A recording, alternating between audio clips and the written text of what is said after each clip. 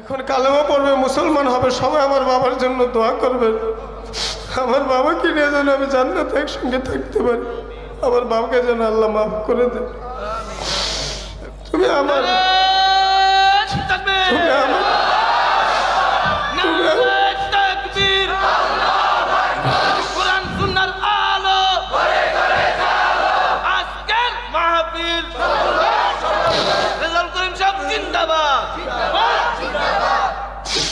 ওই দিন শ্মশান থেকে বের হওয়ার সময় হাতটা ধরে বলছিলাম, বাবা তুমি সন্তান হয়ে কিভাবে তোমার মার মুখে আগুন লাগাইলা, আগুনে জ্বালাইলা, তোমার কি মায়া লাগে নাই?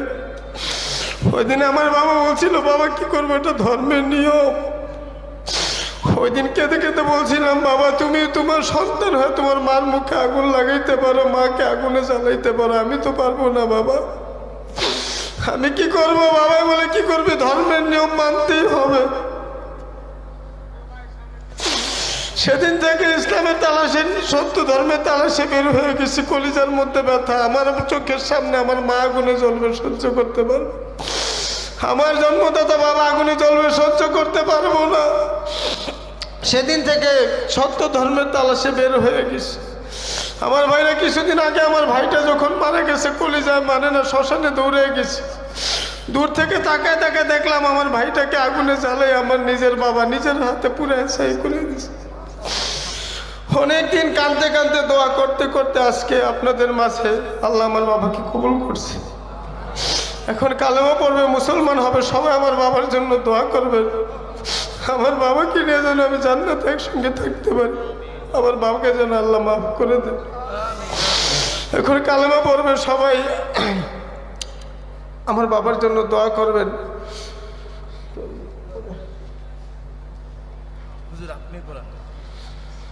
এখন আমি আমার বাবাকে কালেমা পড়াবো, ডান হাতটা সকলের কাছে দোয়া চাই আমার বাবার জন্য।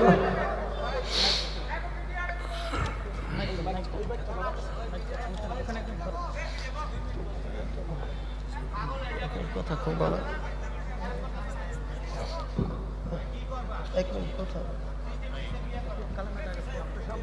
থাক থাক, এরা থাকো, তোমরা একটু কথা বলেন আপনি যে কেন মুসলমান হইতেছে।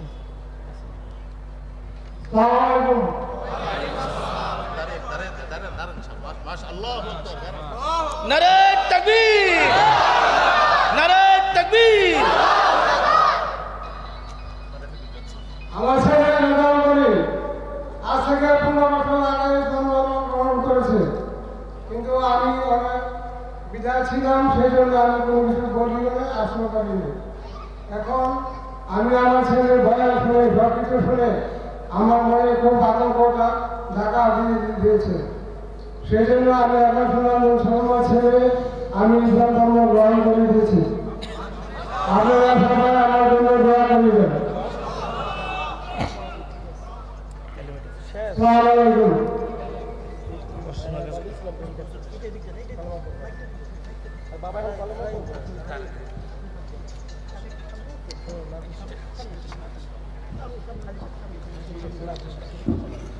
কাকা মানুষ সব পড়াবে, আপনার সাথে সাথে করবেন।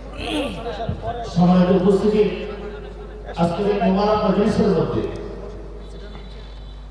একজন মানুষ ইসলাম ধর্ম গ্রহণ করে চিরস্থায়ী জাহান্নাম থেকে মুক্তি লাভ করে জান্নাতি হবে, দেশবাসী হবে। আমি একজন ইমানদার মুসলমান হিসাবে এত সৌভাগ্যের বিষয় আমার ভিতরে কিছু হতে না পারে। ওমর ফারুক রাদিয়াল্লাহু তাআলা আনহু যখন ইসলাম ধর্ম গ্রহণ করে মুসলমান হয়েছেন, সাহাবায়ে কেরাম খুশিতে এত জোরে মারে স্লোগান দিয়েছেন, সারা মক্কাবাসী কেঁপে উঠছে, সারা মক্কা। আজকে সবার খুশির বিষয়, আল্লাহ পাকের এক বান্দা ইসলাম ধর্ম গ্রহণ করে জাহান্নাম থেকে মুক্তি লাভ করে জান্নাতে হবে, এটা আমাদের জন্য সৌভাগ্যের বিষয়। আমরা আল্লাহর কাছে দোয়া করি সারা সমস্ত ইসলামের সাথে আশ্রয় গ্রহণ করে, সমস্ত ইসলামের সাথে আশ্রয় গ্রহণ করে চিরস্থায়ী জাহান্নাম থেকে মুক্তি লাভ করে জান্নাতে হতে পারে। আমরা সকলে বলে আমিন। ভাই ইসলাম ধর্ম গ্রহণ করে মুসলমান হবে, সৌভাগ্যের বিষয় তার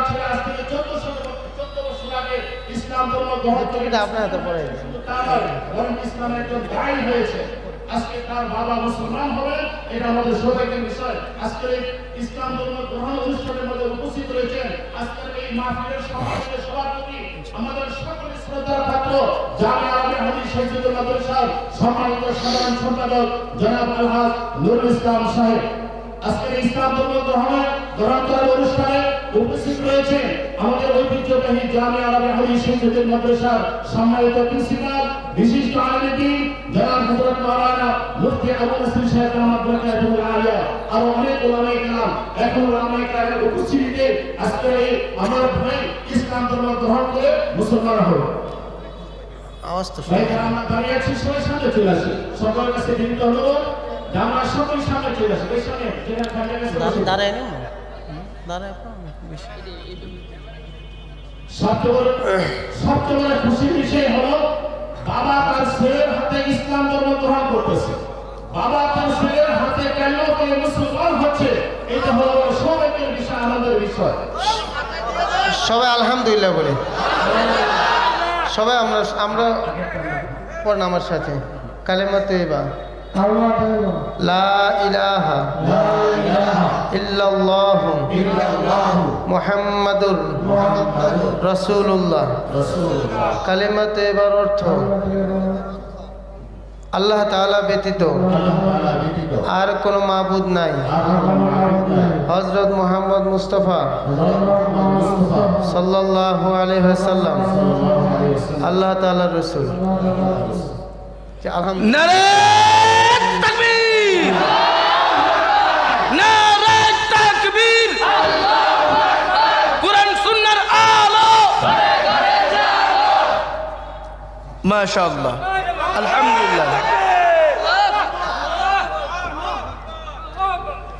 ঈমানের পথে অবিচল থেকে আমার মরণ যেন হয়, ঈমানের পথে অবিচল থেকে আমার মরণ যেন হয়। আল্লাহু আকবার বলেন। আলহামদুলিল্লাহ। সম্মানিত হাজিরিন, আমাদের আজকের এই মেহমান জনাব হযরতুল আল্লাহ হযরত মাওলানা কারি রেজাউল করিম সাহেব, ওনার হাতে ওনার বাবা কালিমা পড়ে মুসলমান হলো। সকলের সামনে বলুন আলহামদুলিল্লাহ। সর্বসম্মতিক্রমে ওনার হাদিসের ভাষ্য অনুযায়ী আল্লাহ তাআলা ওনাকে একজন মাসুম নিষ্পাপ বান্দা হিসেবে কবুল করেছেন। ওনার নাম রাখা হয়েছে মোহাম্মদ আবু বকর সিদ্দিক। আলহামদুলিল্লাহ বলবেন না?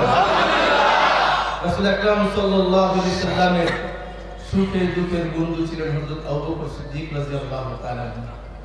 প্রিয় হাজিরিন, যার নাম ইতিপূর্বে ছিল কমলচন্দ্র দাস। কমলচন্দ্র দাস, সেই কমলচন্দ্র দাস থেকে আজকে আমাদের সবার মাঝে উনি হয়ে গেলেন আমাদেরই ভাই।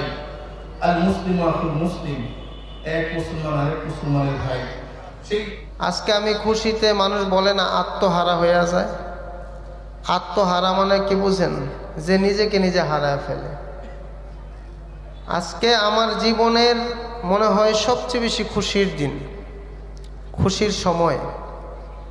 14 বছর পর্যন্ত যার যে আশায় মালিকের কাছে কান্না করেছি সেজদায় পড়ে, কত চোখের পানি আমি যে সেজদায় ফালাইছি, কত জায়নামাজ যে আমি ভিজাইছি, যার কোনো হিসাব নিকাশ নাই। 14 বছর ধরে যে দোয়া আমি করতেছি, আজকে 14 বছর পর আল্লাহ আমার সে দোয়া কবুল করছে। সবাই বলেন আলহামদুলিল্লাহ। আল্লাহ যে কবুল করছেন সেটাকে আপনারা শুনবেন না বাস্তব দেখবেন? আল্লাহ তৌফিক দান করুক বলে আমিন। আমার ভাইরা, মুরব্বী বাবারা, আমি রেজাউল করিম আজ থেকে 14 বছর আগে, 14 এখন আর একটু বেশি হয়েছে, প্রায় 15 বছরের কাছাকাছি হয়ে গেছে। আমার সম্পূর্ণ ড্রেস ছিল ভিন্ন। মাথায় টুপির পরিবর্তে ক্যাপ পরতাম, দাড়ি ভালো করে উঠে নাই, তারপরেও ক্লিন শেভ করতাম। সুন্নতি যে পোশাক আমার পরনে দেখতেছেন তার পরিবর্তে প্যান্ট শার্ট ছিল। 14 বছর আগে আমার এই দিলের পরিবর্তন ঘটাইছেন কে? হেদায়েতের মালিক কে? জবান খুলে বলতে সমস্যা কোথায় আছে নাকি? জোরে সোরে বলেন, হেদায়েতের মালিক কে? কোনো মানুষের আছে দিতে পারে? হেদায়েতের মালিক একমাত্র আল্লাহ। ওলামায়ে কেরাম ওয়াজ করেন, ওয়াজের শেষে বলে যান ওয়ামা আলাইনা ইল্লাল বালাগ, বলে কি বলে না? অর্থ হচ্ছে আমার দায়িত্ব দাওয়াত পৌঁছায় দাও, পৌঁছায় দিলাম, তুমি মানবা কি মানবা না তুমি বুঝবার, তোমার মাওলাই বুঝবে। কি বলেন ঠিক কিনা? আমি রাজাউল করিম কেন এ মাঠে যদি হাজারো আলেম বসে, পীর আউলিয়া এখানে বসে এখন থেকে 1 বছর পর্যন্ত ওয়াজ করে নসিহত করে বুঝাইতে থাকে, হাজারো যদি চেষ্টা করে আল্লাহ যদি কবুল না করে একজন মানুষের হেদায়েত পাওয়া সম্ভব। আর আল্লাহ যদি কাউকে কবুল করে তাহলে তার ওয়াজ নসিহত ছাড়া সামান্য কোরআনের একটু তেলাওয়াত শুনে কত মানুষ ইসলামের প্রতি আকৃষ্ট হয়ে মুসলমান হয়েছে কি হয় নাই? বহু মানুষ আছে কোরআনের তেলাওয়াত শুনে অন্তরে লেগে গেছে, সে কালেমা পড়া মুসলমান হয়ে গেছে। আমার ভাইরা, আমার বন্ধুরা, মুরব্বী বাবারা, জীবনে বহু জায়গায় বহু ওয়াজ করছি, হাজার হাজার লক্ষ লক্ষ মানুষের সামনে আমি রাজাউল করিম ওয়াজ করেছি, কিন্তু আমার মনের ভিতর সবসময় একটা ব্যথা কাজ করত। দূর দূরান্ত গিয়ে টেকনাফ থেকে তেঁতুলিয়া, রূপসা থেকে পাথুরিয়া আমি রাজাউল করিম দৌড়াইছি। বাংলাদেশের আনাচে কানাচে বহু জায়গায় আমি গেছি, বহু ওয়াজ করছি। যখন কোনো ওয়াজ মাহফিলে যাইতাম, যাওয়ার আগে মনের মধ্যে ব্যথা, আসার সময় ব্যথা। এই যে হাজার হাজার মানুষকে আমি ওয়াজ করতেছি, নসিহত করতেছি, বুঝাইতেছি, কিন্তু আমার নিজের ঘরের মানুষকে তো আমি বুঝাইতে পারলাম না। সবসময় আমার ভিতরে একটা ব্যর্থতা কাজ করত, কিন্তু তারপরে আশা ছাড়িতে সেজদা পরে সবসময় কান্না করতাম, মালিকের কাছে বলতাম, মাবুদ গো, আমাকে তুমি কবুল করছো, কবুল না করলে আমি রাজাউল করিমের কিছুই করার ছিল না। আছে নাকি? आदमी दादाई बा जब मुसलमान कर दई है खुदा करबा शवाम एहसा बर एहसा कर दई। এক আল্লাহর ওলি সেজদায় পড়ে কাঁদে আর বলে, মাবুদ গো, তোমার যে কত দয়া, তোমার যে কত মায়া, কোনদিন তোমার কাছে দরখাস্ত করি নাই মানুষ বানায় দুনিয়াতে পাঠাও। কি বলেন, কেউ দরখাস্ত করছেন আল্লাহর কাছে? এই যে মানুষ হয়ে দুনিয়াতে আপনি এবং আমি আসছি, দয়াটা কার? ওয়ালাকাদ কাররামনা বানি আদম, সৃষ্টির শ্রেষ্ঠ জীব সম্মানিত করছেন কে? জবান খুলে বলেন কে?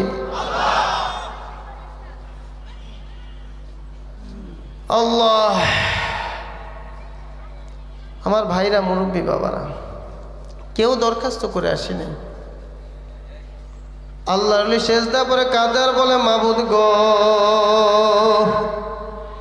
তোমার কত দয়া, তোমার যে কত মায়া, কোনদিন দরখাস্ত করি নাই মানুষ বানায় দুনিয়াতে পাঠাও। বিনা দরখাস্তে তুমি আমাকে বানাইলা মানুষ। তুমি যদি আমার রূহটাকে মানুষের মধ্যে না ঢুকাইয়া একটা কুকুরের মধ্যে ঢুকায় দিতা, গরুর মধ্যে ঢুকায় দিতা, আমি রাজাউল করিমের কিছুই করার ছিল না। এ দুনিয়ার মধ্যে কুকুর, গরু, ছাগল, নিকৃষ্ট প্রাণীও সৃষ্টি করছো তুমি, আমাকেও সৃষ্টি করছো তুমি। আমার রূপটাকে যদি একটা কুকুরের মধ্যে ঢুকায় দিতাম, আমি দুনিয়াতে থাকার ভালো জায়গা পাইতাম না, ভালো খাবার পাইতাম না, মানুষের নাপাক বিষটা খাইয়া আমার দুনিয়াতে বসবাস করা লাগতো। মানুষের সামনে গেলে লাথি দিয়া তাড়াইয়া দিত। আল্লাহর ওলি সেজদা পরে কাঁদে আর বলে, মাবুদ গো, তুমি আমাকে কুকুরও বানাও নাই, গরুও বানাও নাই, আমাকে দয়া মায়া করে বানাইলা মানুষ। আবার এই দুনিয়ার ভিতরে কত ধর্মের লোক তুমি বানাইছ।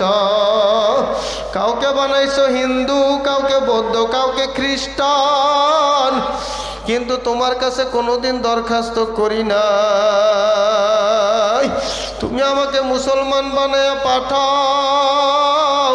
বিনা দরখাস্তে তুমি আমাকে বানাইলা মুসলমান। ও মাবুদ গো, কিয়ামত পর্যন্ত যদি সেজদায় পড়িয়া থাকি তবু বুঝি নিয়ামতের শুকর আদায় করে শেষ করতে পারবো না। আচ্ছা আমার ভাইরা, আল্লাহ যে বিনা দরখাস্তে মুসলমান বানাইলো, এই নিয়ামতের শুকর আমরা কোনদিন করছি? চিন্তাই তো করি না। হ্যাঁ, আমি যে একজন মুসলমান, এটা যে কত বড় নিয়ামত, কত বড় দৌলত, সে চিন্তাই তো আমার মধ্যে নাই। শুকরিয়া কখন আদায় করব? যদি চিন্তা করতাম আমি কে যদি চিন্তা করতাম একবার যে আমি কে, কোথায় ছিলাম, কোথায় আসছি, কোথায় যাব, আমাকে নিয়ে চিন্তা করি। দেখেন না একটু চিন্তা করে যে আমি কে। আমি রাজাউল করিম এখানে বসে কথা বলতেছি, এই কথা বলার শক্তি দিছেন কে? কখনো আমরা ভাবি নাই যে আমি কে। আল্লাহ, যদি নিজেকে নিজে চিনতে পারতাম তাহলে আল্লাহকে চেনা সহজ হয়ে যেত। আমি যে কে সেটাই তো আমি জানি না।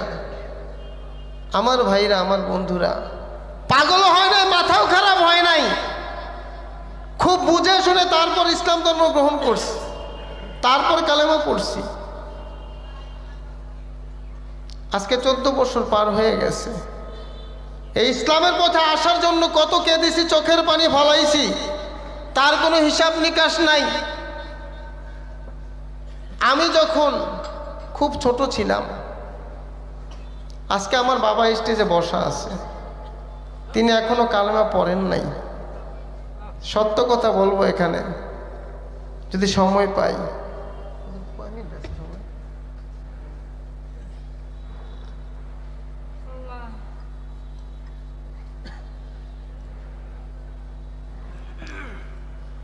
আমি কালামে পাক থেকে একটি আয়াত পাঠ করেছি, ইন্নাদ-দীনা ইনদাল্লাহিল ইসলাম। এই আয়াতের মধ্যে আল্লাহ তাআলা বলতেছে, আমি আল্লাহর কাছে মনোনীত ধর্মের নাম, জবান খুলে বলেন, ইসলাম হচ্ছে আল্লাহর কাছে মনোনীত। যে ধর্ম আল্লাহর কাছে মনোনীত, সে ধর্মের উপর আল্লাহ যাকে কবুল করেছেন, বুঝতে হবে ওই ব্যক্তির উপরে আল্লাহ পাকের মহাব্বত বেশি। কি বলেন, ঠিক কিনা? আল্লাহ যদি আপনাকে আমাকে মহাব্বত না করতেন, ভালো না বাসতেন, কবুল না করতেন, তাহলে ইসলামের উপরে আপনার আমার জন্ম হইতো। আমি রেজাউল করিম আজকে মুসলমান হয়েছি, কালেমা পড়ছি, এটা আমার কোনো বাহাদুরি না, বরঞ্চ দয়াটা কার? আমার ভাই, আজ থেকে 14 বছর আগে আমি রেজাউল করিম এই কপালটা দিয়ে মূর্তির পায়ে সেজদা করছি। 14 বছর আগে আমি রেজাউল করিম মন্দিরে যাইতাম। আজকে 14 বছর পর, আজকে 21 বছর মূর্তি পূজা করেছি, 21 বছর মূর্তির পায়ে সেজদা করেছি। যে আল্লাহ 21 বছর পর্যন্ত ওই মূর্তির পায়ের থেকে 21 বছর পরে আমাকে উঠাইয়া মন্দির থেকে বের করে মসজিদে ঢুকে আল্লাহর কুদরতি কদমে সেজদা দেওয়ার তৌফিক দান করছে নাকি? জবান খুলে বলেন কে? সে আল্লাহ এখন আছে না নাই? এখন বুঝে শুনে একটা প্রশ্নের জবাব দিবেন যে আল্লাহ আমার মতো একটা সন্তানকে জন্ম হয়েছে হিন্দুর ঘরে, হিন্দু পরিবারে। আপনার জন্মগতভাবে পারিবারিকভাবে ইসলাম পেয়েছেন, আমি জন্মগতভাবে পারিবারিকভাবে ইসলাম পাই নাই। ইসলাম ধর্ম গ্রহণ করার জন্য আমার মা ছাড়তে হয়েছে, বাবা ছাড়তে হয়েছে, ভাই ছাড়তে হয়েছে, বোন ছাড়তে হয়েছে, ঘর বাড়ি ছেড়ে দিনের পর দিন রাস্তায় পড়েছিলাম, মসজিদের ভিতর না খাইয়া দিনের পর দিন পইরা রয়েছি, না খেয়ে পড়েছিলাম। ইসলাম কত মূল্যবান জিনিস বুঝ দিছেন কে? আমি খুব ভালো করে চিন্তা ভাবনা করে দেখেছি, দুনিয়া থাকার জায়গা না, থাকতে পারবো না। কি বলেন, পারবেন না কি কেউ? কিন্তু এই দুনিয়াতে কে আনলো, কে রাখলো, কে কোথায় যাব, এই চিন্তা যোগ বিয়োগ করে হিসাব করে খুব ভালো করে দেখলাম যে এই দুনিয়াতে এখন আসছি, আবার থাকবো না, কোথায় যাব জানা নাই। এটা নিয়ে যখন চিন্তা ভাবনা শুরু করলাম, কোরআন হাদিস নিয়ে যখন ঘাটাঘাটি শুরু করলাম, আমি হিন্দু থাকা অবস্থায় আপনাদের মতো এইরকম ভাবে মাহফিলের পিছনে টুপি মাথায় দিয়ে বসে যেতাম, তখনও কালেমা পড়ি নেই, মুসলমান হইনি। ওয়াজ মাহফিল শুনেছি, উলামা একরামদের জবান থেকে ইসলামের কথা শুনেছি, তারপরে নিজে কোরআন এবং হাদিসের কিতাব পড়েছি, আল্লাহ বুঝ দান করে দিয়েছি ইসলাম সত্য, বাকি সব মিথ্যা। আমার ভাইরা বলবেন কিভাবে তার প্রমাণ? আমি চ্যালেঞ্জ করে যে আই ক্যান চ্যালেঞ্জ, কোরআন যে ইসলাম যে সত্য তার বাস্তব প্রমাণ হলো কোরআন। কি বলেন, ঠিক কিনা? পৃথিবীর ভেতরে যত বড় বৈজ্ঞানিক বলেন, দার্শনিক বলেন, যত বড় কিতাবের লেখক হোক না কেন, কিতাব লেখার পরে শেষে লিখে দেয় আমার কিতাবে ভুল থাকলে ধরায় দিবেন, সংশোধন হয়ে যাবে, আছে না নাই? কিন্তু ইসলামের যে খোদা আল্লাহ পাক রব্বুল আলামিন মুসলমানদেরকে যে কিতাব দান করেছেন, এই কিতাবের শুরুতেই লিখে দিয়েছেন, চ্যালেঞ্জ করে দিয়েছেন, আলিফ লাম মিম যালিকাল কিতাবু লা রাইবা ফীহি হুদাল লিল মুত্তাকিন।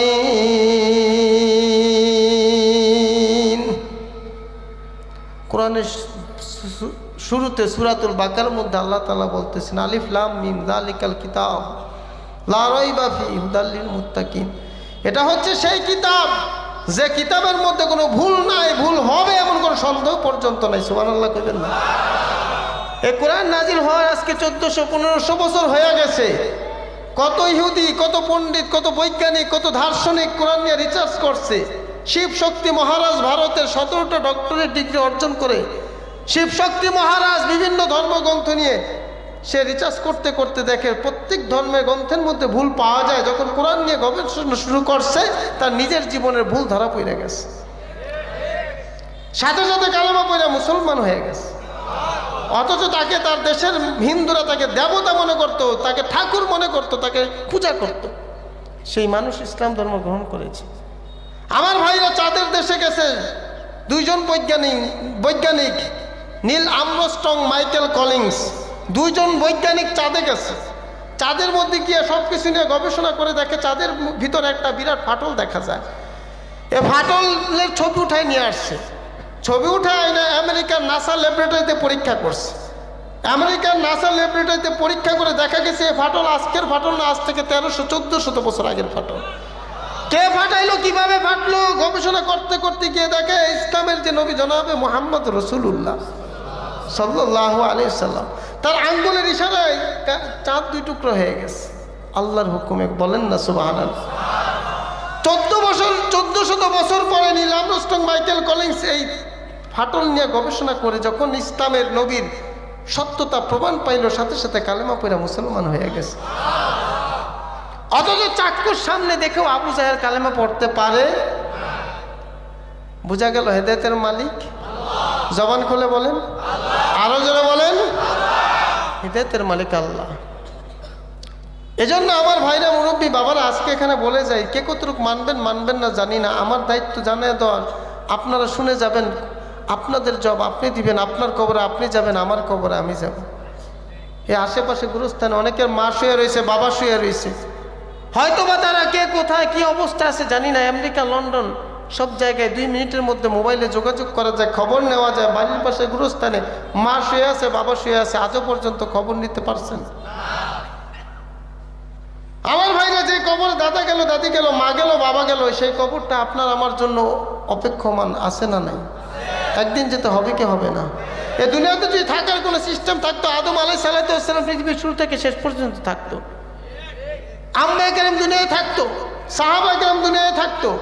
যেহেতু নবীরা থাকতে পারেনি, সাহাবায়ে কেরাম থাকতে পারেনি, ওলি আউলিয়ারা থাকতে পারেনি, বোঝা গেল আমরা থাকতে নিঃশ্বাসের বিশ্বাস না, 1 সেকেন্ডের ভরসা।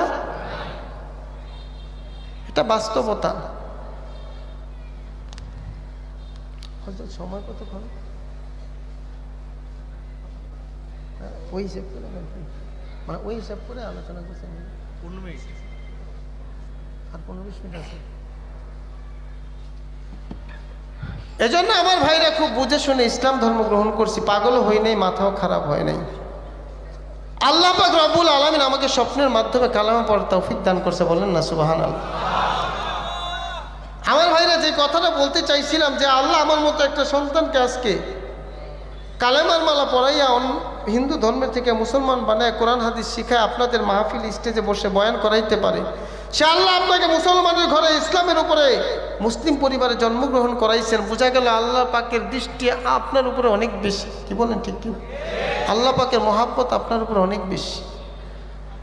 এজন্য আমার ভাইরা, যে আল্লাহ আমার মতো একটা সন্তানকে হিন্দুর ঘর থেকে বাহির করে কালেমার মালা পরে স্টেজে আনতে পারলো, জাহান্নামের রাস্তা থেকে ফিরাইয়া জান্নাতের রাস্তায় আনতে পারলো, সে আল্লাহ আপনার মতো একটা যুবককে, একটা বৃদ্ধকে ইসলামের উপর জন্মগ্রহণ করে মুসলমানের ঘরে পাঠাইয়া কালেমার মালা পড়াইছেন। এখন আপনাকে একজন খাঁটি জান্নাতি আল্লাহর ওলি হিসাবে কবুল করতে পারে কি পারে না? আমার ভাইরা, এই জন্য আমাদের কিছু কাজ আছে না নাই? ওয়াল্লাযীনা জাহাদু ফীনা লানাহদিয়ান্নাহুম সুবুলানা। আল্লাহ তাআলা বলেন, বান্দা তুমি যখন আমি মাওলাকে পাওয়ার জন্য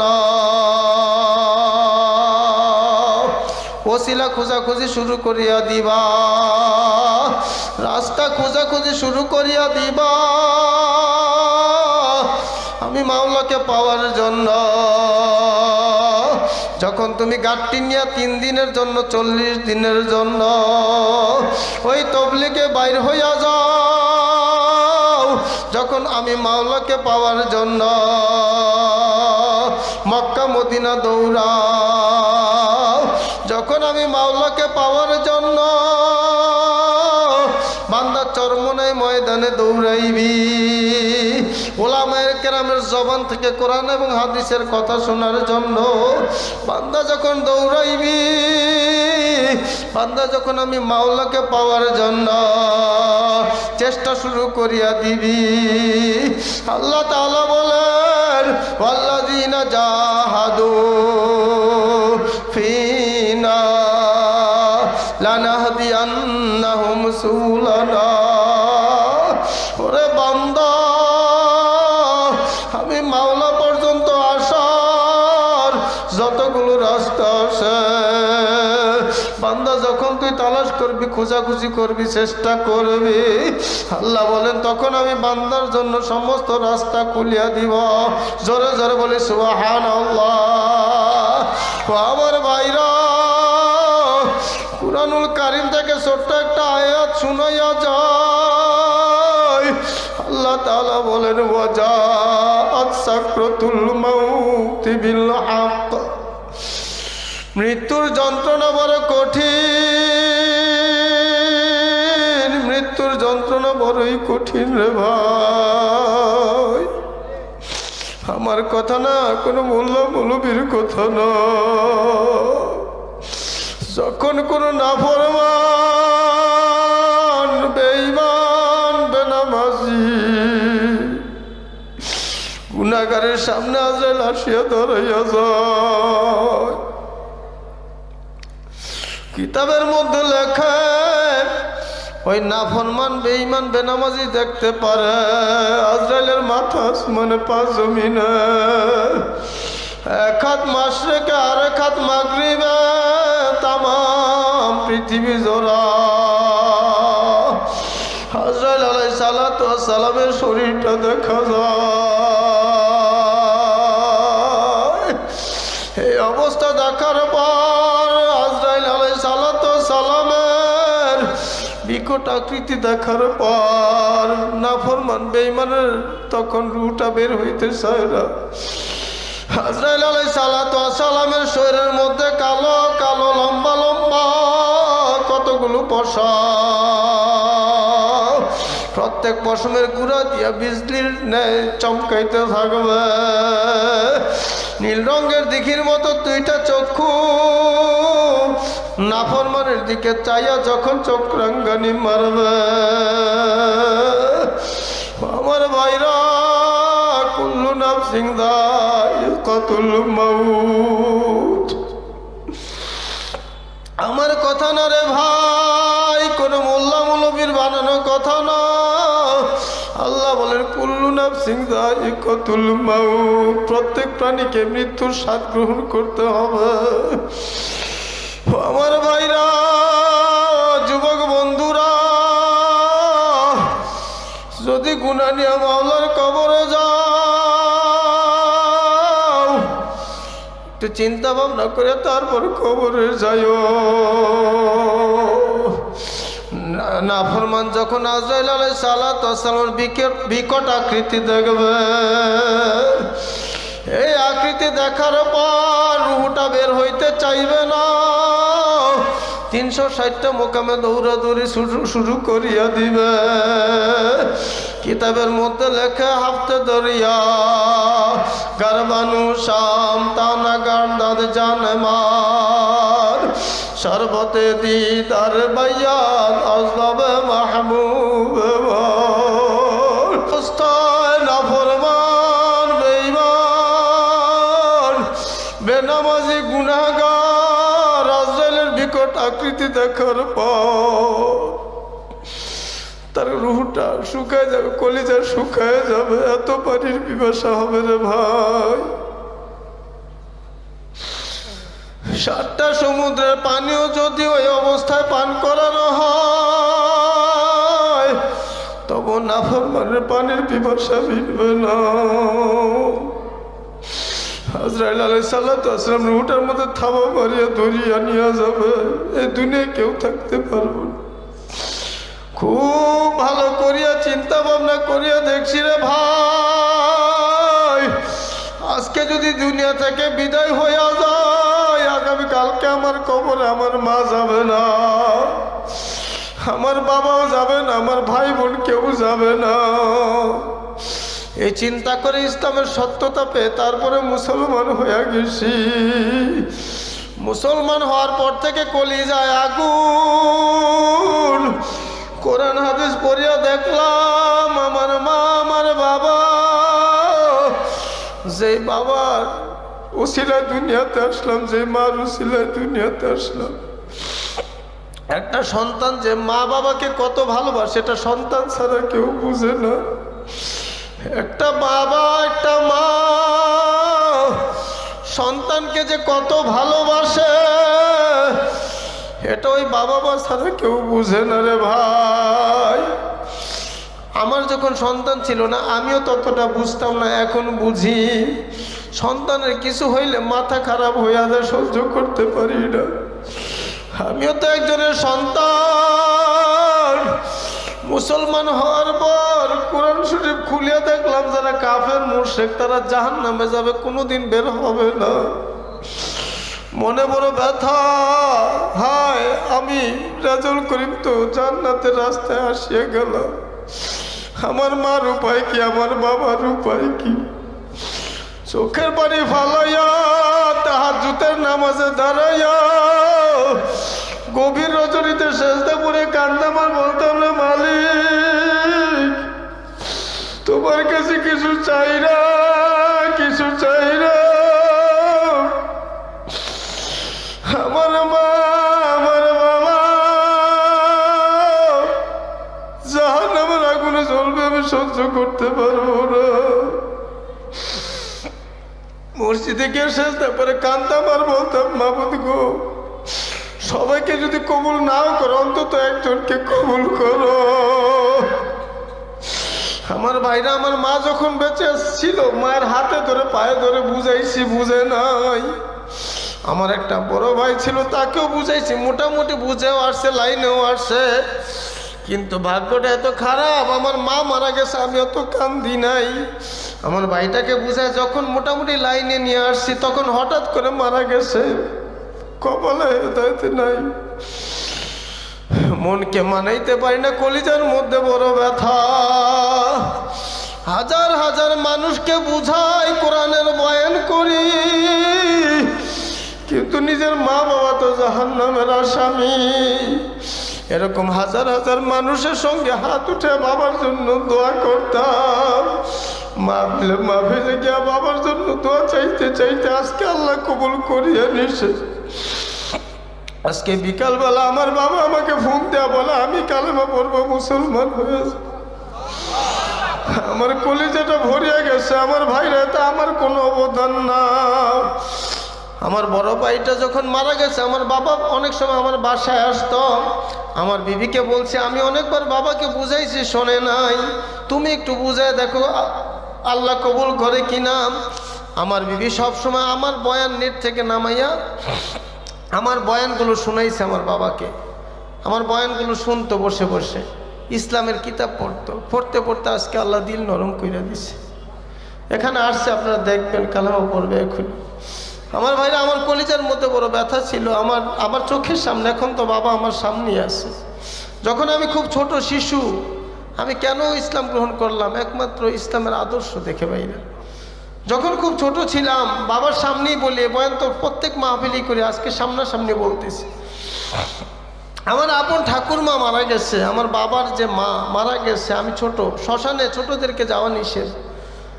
ঠাকুরমাকে যখন শ্মশানে নিয়ে গেছে, নিয়া যে যখন এই চিতা খোলার মধ্যে রাখছে, রাখিয়ে মুখে আগুন দিছে। আমার ঠাকুরমা ছিল আমার চেয়ে অনেক সাদা উজ্জ্বল চেহারা, আমাকে খুব ভালোবাসতো। যখনই যাইতাম, জামতলা ধোপাপট্টিতে বাড়ি ছিল, আমি থাকতাম সস্তাপুরে। গেলে বুকের মধ্যে জড়ায় ধরে বলতো, দাদু ভাই আসছো, আয় বুকে আয়, আমার জন্য প্রসাদ রেখে দিত। ওই ঠাকুরমা যখন মারা গেছে, আমার চোখের সামনে দেখছিলাম আমার বাবা নিজের হাতে আগুন দিয়ে আমার ঠাকুরমার মুখটাকে জ্বালাই দিছে। আমার ঠাকুরমার গায়ে যখন আগুনটা লাগাই দিছে, আমি দূর থেকে দেখতেছি দাও দাও করে আগুন জ্বলতেছে, আগুন জ্বলতেছে। আমার ঠাকুরমার রগগুলো টাস টাস করে ফুটতেছে। দূর থেকে তাকায় তাকায় দেখলাম আগুন জ্বলে, দাও দাও করে জ্বলতেছে। আমার মনে হয়, ওই দিন মনে হয়েছিল আগুন আমার ঠাকুরমার চিতা জ্বলে না, আগুন জ্বলে আমার কলিজায়। আমি চিন্তা করলাম, আজকে যেইভাবে আমার বাবা আমার ঠাকুরমাকে আগুনে জ্বালায়, একদিন আমার যখন মা মারা যাবে, সে আগুনে জ্বলবে, আমি কিভাবে সহ্য করব? আমার ভাইরা, ওই ছোটোবেলায় আমার বয়স কত মনে নেই, যখন আমার বাবা নিজের হাতে তার মাকে আগুনে পুড়ে ছাই বানায় ফেলাইছে। এত পরিমাণ কাঁদছি, কাঁদতে কাঁদতে আমার প্যান্ট শার্ট ভিজে গেছে, অজ্ঞান হয়ে চিতা খুলে পুড়ে গেছে। জ্ঞান আসার পর দেখলাম চিতা খুলে একদম পরিষ্কার, সব কিছু পুড়ে ছাই হয়ে গেছে। আজকে আমার যে বাবা এখানে সামনে আছে, বাবা এখানে আসছে, তার হাত ধরে আমি ওই দিন শ্মশান থেকে বের হওয়ার সময় বলছিলাম, বাবা